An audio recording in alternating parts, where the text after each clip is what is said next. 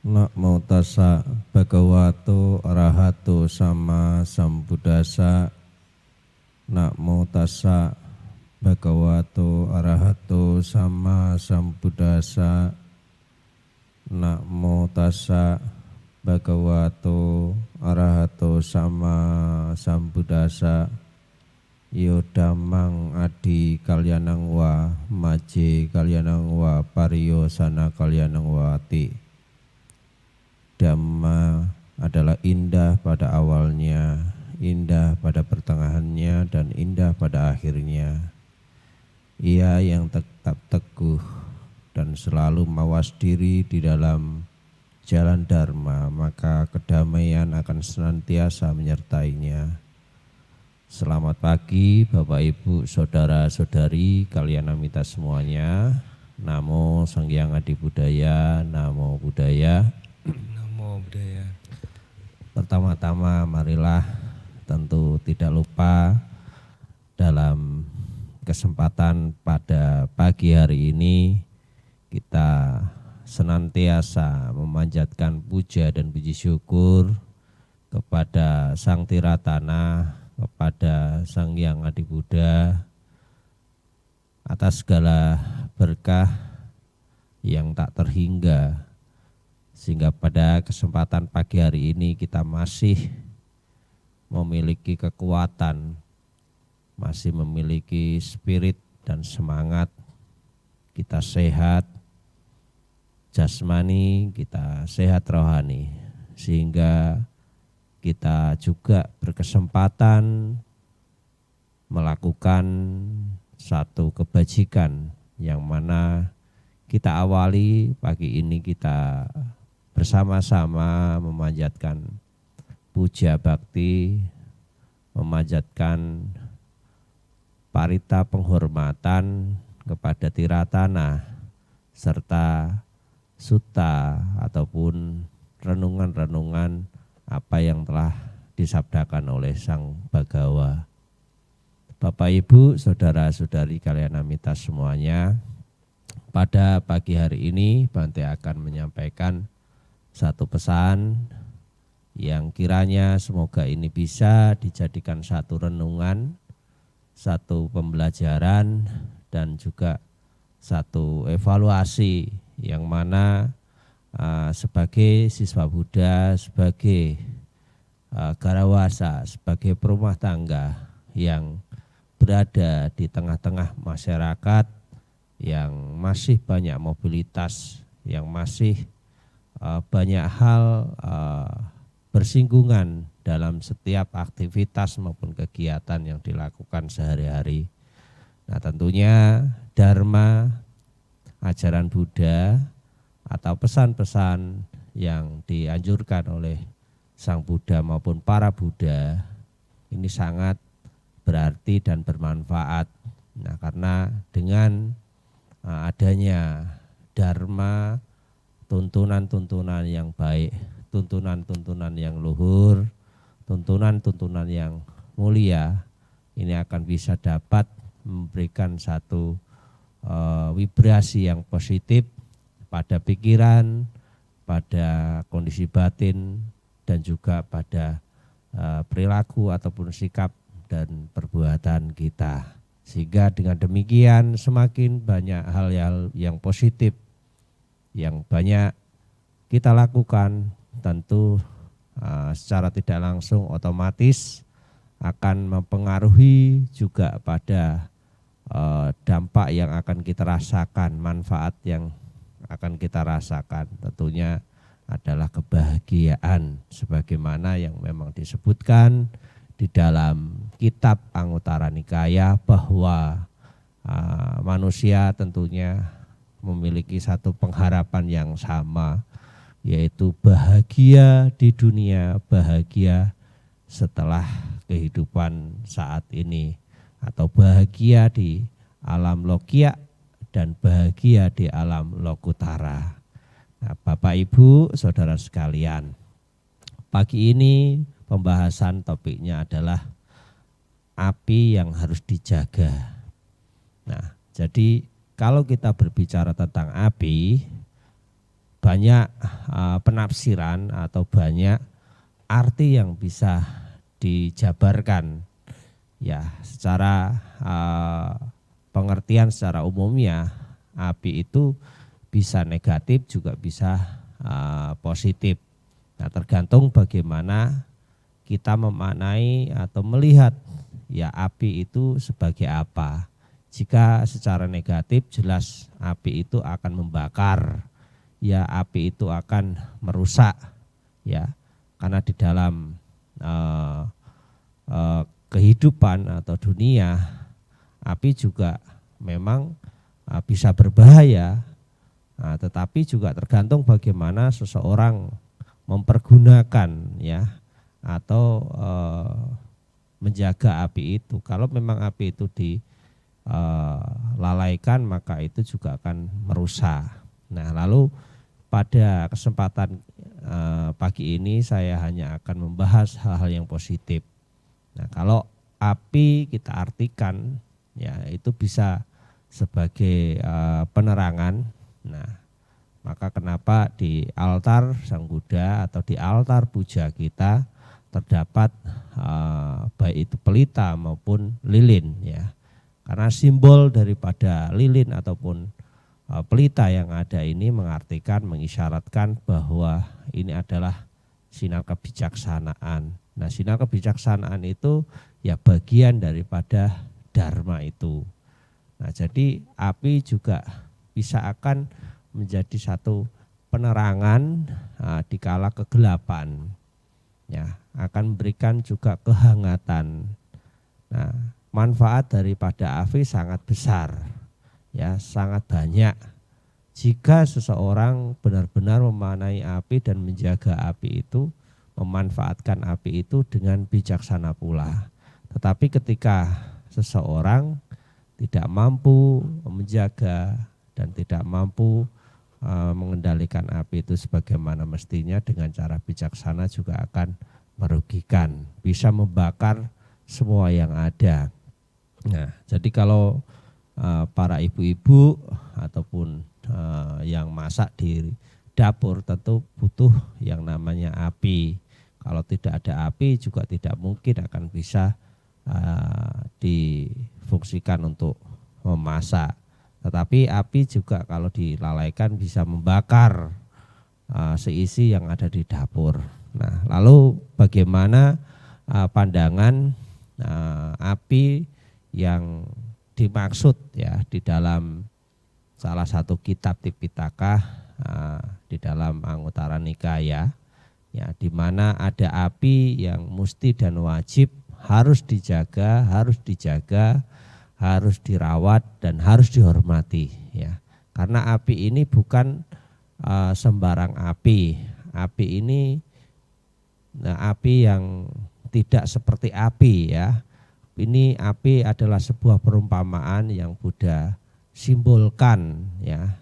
Karena api itu banyak manfaatnya, banyak keluhurannya, maka ada diartikan, disimbolkan Sang Buddha bahwa ada beberapa api yang wajib dan harus dijaga atau dirawat ataupun dihormati. Yang pertama yang dimaksud arti api yang Buddha maksud adalah ahuniyaki. Ini adalah api yang pertama. Nah, api yang pertama ini disimbolkan siapa yang harus dijaga, siapa yang harus dirawat, siapa yang harus dihormati. Nah, di api yang pertama ini ditujukan kepada orang tua ya. Jadi api yang pertama ini ditujukan kepada orang mata pitunang. Jadi mata pitu berarti ayah dan ibu. Jadi api yang pertama ini yang harus diletakkan di atas kepala. Jadi api, nah kalau mungkin Bapak Ibu Saudara sekalian pernah melihat tradisi-tradisi atau kebudayaan yang ada di India, itu ada sebuah kebudayaan di sana. Ketika berjalan di atas kepalanya itu ditaruh seperti kayak tempat api gitu dinyalakan. Nah, orangnya sambil berjalan. Nah, itu sampai sekarang itu juga ada budaya seperti itu. Nah, maksud daripada yang pertama ini adalah ya untuk menghormati orang tua, merawat orang tua, menjaga orang tua. Itu sama halnya kita meletakkan api di atas kepala kita. Mengapa demikian? Api yang pertama ini sangat penting ya, karena pertama kita hidup, kita bisa lahir ke dunia dan kita bisa berada di dunia ini, dan sampai detik ini, sampai hari ini ya tentunya semua hal itu ya tidak terlepas daripada peran serta orang tua. Memang terkadang anak tidak begitu melihat bagaimana sebuah perjuangan yang dilakukan orang tuanya.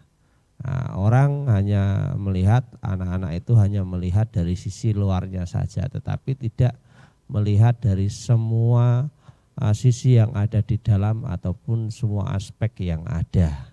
Nah, jadi hal yang harus dilakukan sebagai bentuk menjaga atau merawat daripada api ini, maka yang harus dilakukan adalah mewujudkan, yaitu praktik atau sikap perbuatan dari sang anak atau seseorang kepada orang tuanya adalah dengan melakukan katanya kata wedi, yaitu berbakti, hormat ya. Jadi berbakti kepada orang tua itu ya bukan hanya harus tapi kewajiban juga ya. Jadi sampai kapan kita harus berbakti? Ya sampai akhir hayat kita. Sekalipun maut nanti atau kematian sudah merenggut atau mungkin sudah terkondisi pada kedua orang tua kita, tetap sebagai anak memiliki kewajiban, yaitu menghormatinya, ya baktinya, ya dengan cara melakukan hal-hal yang bajik, hal-hal yang baik, sebagaimana yang sudah disebutkan di dalam Tiro Kuda maupun di dalam Sigalowada. Menjaga nama baik, ya, menjaga warisan yang ada secara materi, dan juga menjaga warisan tentang petuah, nasihat, dan harapan dari orang tua, serta melakukan kebajikan. Nah, itu adalah bentuk ketika orang tua itu sudah wafat atau ketika orang tua sudah tidak ada di dunia ini. Ya tidak ada yang namanya mantan orang tua, ya tidak ada yang namanya mantan ayah dan ibu, ya namanya anak dan orang tua akan selalu anak dan orang tua, tidak bisa diputuskan oleh apapun. Lalu ketika masih hidup, yang perlu harus dan dilakukan ya dengan mewujudkan dengan sikap kita, perhatian kita, bisa kita lakukan dengan perhatian kita, kasih sayang kita, menopang mereka ya. Jadi mencukupi kebutuhan mereka. Kenapa kita juga harus menopang ya? Karena zaman sekarang ini juga masih banyak anak justru masih bergantung kepada orang tua, masih menyusahkan orang tua. Nah, jadi kalau misalkan nanti juga punya anak ya, kadang ada juga saya lihat, nah justru ketika punya anak, ada cucunya malah diminta agar dirawat oleh neneknya. Nah ini sebenarnya juga keliru. Orang tua itu sudah membesarkan kita, sudah merawat kita, harusnya orang tua itu waktunya istirahat, ya waktunya untuk take rest, tapi malah ini justru malah kita bebani lagi dengan kita menitipkan cucu kita, anaknya ya, atau cucunya. Nah ini sesuatu yang keliru dan ini perlu harus dirubah mindsetnya. Nah sebenarnya ini justru malah akan ngebuat memadamkan yang namanya api ya. Jadi jangan berpikir kan orang tua kita yang meminta bante, kan nggak masalah ya, kan juga supaya orang tua itu senang. Nah senang dalam hal apa? Nah jadi banyak hal yang kita tidak tahu, seperti yang tadi sudah Bante sampaikan, bahwa kita hanya melihat dari sisi luarnya, kita tidak melihat dari sisi dalamnya.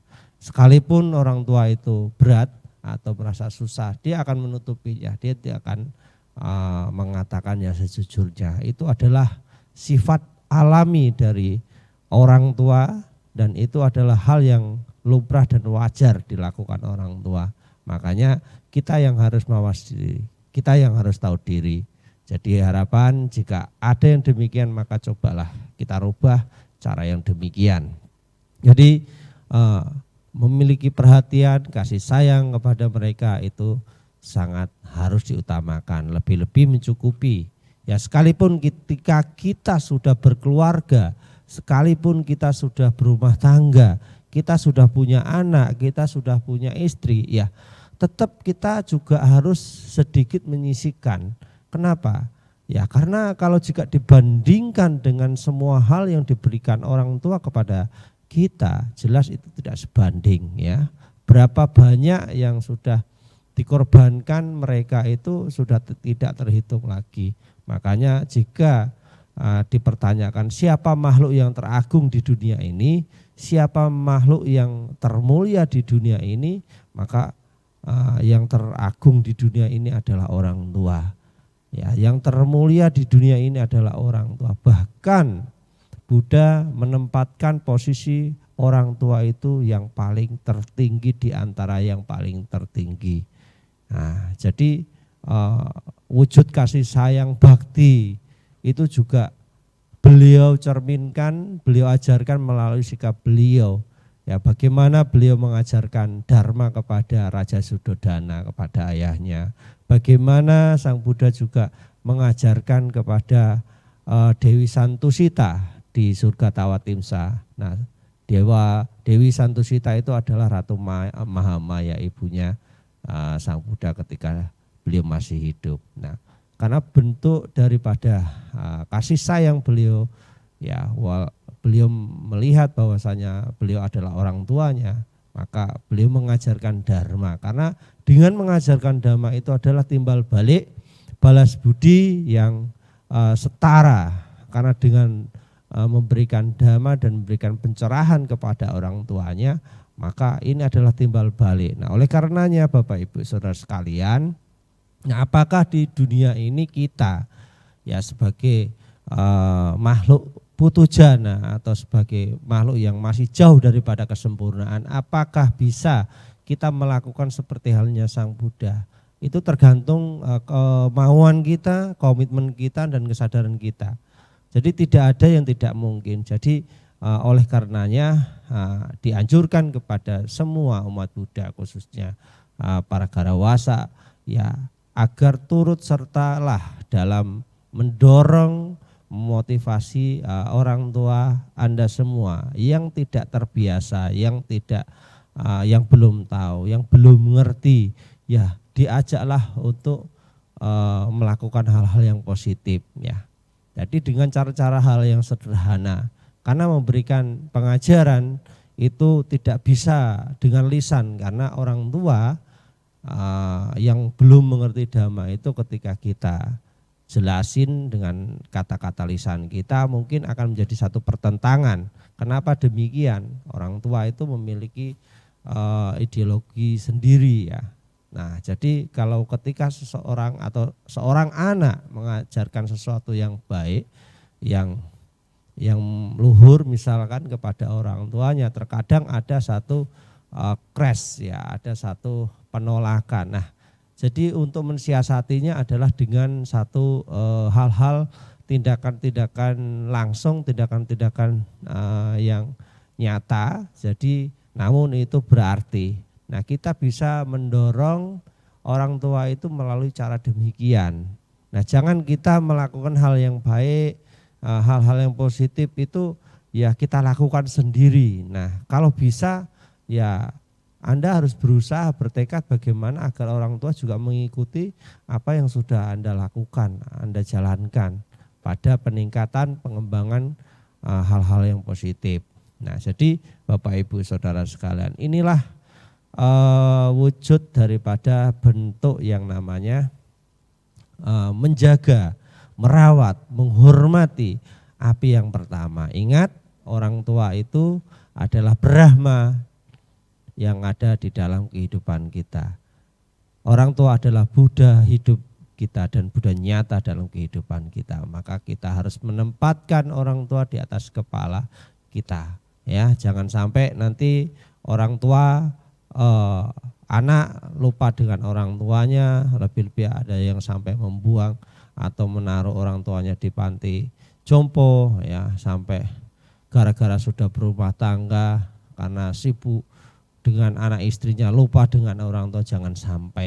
Jangan sampai perhatian Anda, kasih sayang Anda itu tergadaikan, ya, oleh orang-orang yang jasanya tidak jauh lebih besar daripada orang tua.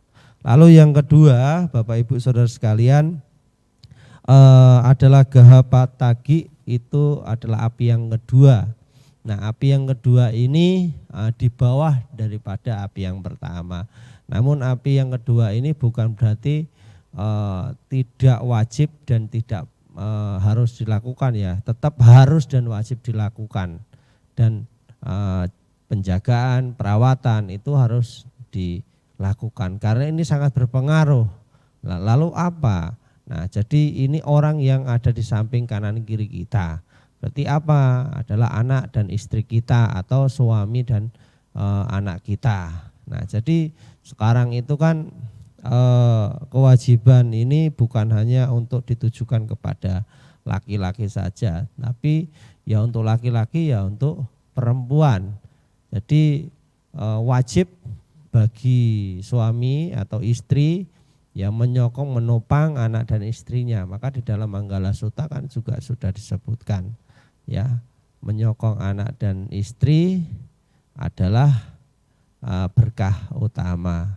Jadi sering saya sampaikan dalam pesan-pesan Dharma Bhante bahwa dalam melakukan kebaikan, dalam melakukan kebajikan, jika kita tidak bisa melakukan di eksternal atau di luar, maka kita bisa memulai melakukan kebajikan itu dari hal yang paling terdekat. Nah, hal yang paling terdekat itu adalah yang ada di kanan kiri kita. Siapa ya? Anak dan istri kita. Nah, kita itu kadang mengartikan ketika kita menopang, menyokong, mencukupi semua yang dibutuhkan di rumah itu bukan daripada kebajikan. Sebenarnya keliru. Kalau kita memang melihatnya itu sebagai kewajiban dalam sebuah rumah tangga, maka ya memang seperti itu konsepnya. Tetapi ketika kita melihatnya dengan satu kebijaksanaan bahwa kita melakukan, kita mencukupi, kita membackup semua kebutuhan yang ada di dalam rumah tangga sebagai bagian praktek dharma, kita melihat dengan cara bijaksana sebagai tujuan untuk meningkatkan kualitas spiritual kita atau kualitas benih-benih kebajikan di dalam diri kita, maka itu berbeda arti, ya. Bukan lagi menjadi beban, ya, tetapi itu menjadi bagian karena itu adalah faktor yang menopang daripada kehidupan, karena kehidupan kita tidak terlepas dari karma kita. Nah, kita bisa bertahan sampai hari ini, bisa seperti ini tidak terlepas daripada topangan karma kita. Oleh karenanya Bapak Ibu, yang api kedua yang harus dijaga, harus dirawat terus adalah anak dan istri. Selain daripada anak dan istri itu juga ada lagi siapa? Sahabat-sahabat kita, kawan-kawan kita.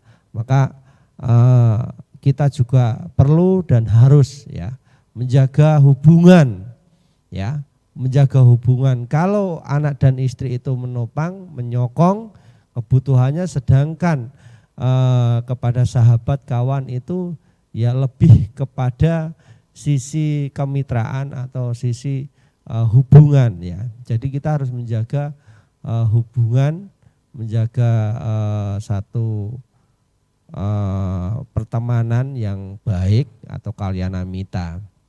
Karena disebutkan juga di dalam kitab kita, di dalam Dhamma Vibhanga juga, di sana disebutkan Buddha bahwa salah satu yang menjadi faktor kesuksesan dalam hidup itu adalah kalyanamita. Jelas, karena kita hidup itu kan bersosial, bermasyarakat. Kalau kita katakanlah berbisnis atau mungkin memiliki usaha atau berdagang apapun, kalau kita nggak punya mitra, kita nggak punya sahabat, ya jelas akan susah. Nah tentu mitra itu akan terbangun kuat ya, itu kalau kita melakukan segala hal yang kita kerjakan itu dilandasi dengan integritas atau kejujuran atau memiliki moral yang baik ya. Kalau kita suka nipu, suka kita laucua ya jelas kita akan semakin tidak memiliki mitra yang baik, kita tidak akan memiliki partner. Dalam hal urusan kerja saja, orang yang akan bekerja sama dengan kita pun akan mundur ya. Tetapi ketika kita memiliki integritas yang kuat ya, loyalitas yang kuat, maka orang juga akan dengan mudah datang dengan kita dan mengajak kerjasama dengan kita. Jadi saudara-saudari kalian kita semuanya, api yang kedua ini salah satunya adalah tadi anak istri, yang kedua adalah sahabat, dan juga yang terakhir di sini adalah karyawan ataupun orang-orang yang berhubungan dengan kita ataupun orang-orang yang ada di sekeliling kita. Ya selain dari sahabat ya karyawan jika kita memiliki karyawan. Nah itu hal yang harus diingat. Sedangkan yang ketiga adalah dakiniyaki. Itu adalah api yang harus dihormati, yang harus dijaga, adalah mereka para religius ya. Jadi di konteks ini itu meliputi para rohaniawan, ya para guru, ya para biku-bikuni ya. Ini adalah mereka yang harus juga dihormati. Karena apa? Ini bisa akan menjadikan satu bagian mitra juga, tetapi dalam sisi lain. Nah, sisi lain maksudnya adalah ini yang akan menjadi akan kita mitra dalam belajar pada nilai-nilai keluhuran. Ya, tanpa guru, tanpa rohaniawan, ya kita akan jelas akan kurang memahami atau kurang mengerti atau mungkin juga tidak ada tempat sandaran ya ketika kita mengalami satu kondisi dilema kehidupan saat kita memiliki permasalahan atau saat kita berada dalam dilema yang sangat susah. Nah, misalkan, jadi mereka ini bisa akan menjadikan satu tempat sandaran kita, mitra kita untuk bersandar, ya untuk mungkin mencari solusi ataupun berbagi atau sharing ya hal-hal yang bisa akan meringankan kita. Nah, karena juga guru ini diartikan di dalam agama Buddha itu memiliki nilai atau tempat yang sangat mulia ya. Jadi kalau kita melihat Sang Buddha saat sesudah Buddha mencapai penerangan sempurna, saat sesudah Brahma Sampati itu meminta agar dharma beliau itu dibabarkan, ya Sang Buddha itu berpikir kepada siapa? Kepada dua gurunya yang sebelumnya mengajar beliau, ya. Jadi beliau itu berpikir ingin mengajarkan kepada Udakarama Putra dan Alara Kalama. Nah, beliau itu sampai ingin mengajarkan dharma yang sudah beliau temukan itu kepada gurunya. Nah, karena dua guru tersebutlah yang mengajar Sang Buddha saat dalam pertapaannya. Nah, tetapi beliau ternyata sudah wafat, sehingga akhirnya beliau membabarkan dharma itu kepada kawan sejawatnya saat melakukan praktek penyiksaan diri atau pertapaan, yaitu kepada Pancawagya. Nah, ini adalah salah satu bukti bahwa Buddha sendiri mempraktekkan ataupun menjadikan suri teladan ya, dicerminkan dari beliau sendiri untuk menghormati, untuk mengenang jasa-jasa daripada guru itu tidak terlupakan. Nah, oleh karenanya ya ketika kita memiliki guru, pernah memiliki guru, maka ingatlah ya jangan pernah lupa ya Jadi kita harus mewujudkannya itu dari sikap kita, jadikan mereka itu kedua orang tua kita yang kedua ya. Orang tua kita yang kedua selain daripada orang tua kita sendiri, maka guru itu bisa kita posisikan pada orang kita yang kedua. Nah, Bapak Ibu Saudara sekalian, ketika kita bisa menjaga dan merawat daripada api ini, maka manfaatnya akan sangat banyak sekali. Berkah yang besar akan kita peroleh, sama seperti halnya simbol daripada api yang selalu akan menerangi pada kegelapan, yang akan menjadikan kehangatan, akan beri manfaat sangat banyak sekali ya. Jadi tetaplah semangat kita dalam berkomitmen, karena dalam menjalankan ajaran Buddha itu butuh satu komitmen yang kuat, satu keyakinan yang kuat, ya semangat yang kuat. Karena tidak ada sesuatu yang di dunia itu mudah, semuanya itu butuh proses dan perjuangan. Nah kemudian juga sama, ketika kita ingin bahagia pada pencapaian dharma, maka kita harus berjuang, kita harus mampu mengalahkan sesuatu yang buruk di dalam diri kita harus mampu mengalahkan ego kita, ya agar kita bisa mencapai perealisasian satu kebahagiaan. Ya, demikian yang bisa Bante sampaikan pada pagi hari ini. Sabisa tapuwentus kita semoga semua makhluk turut berbahagia. Sadu, sadu, sadu.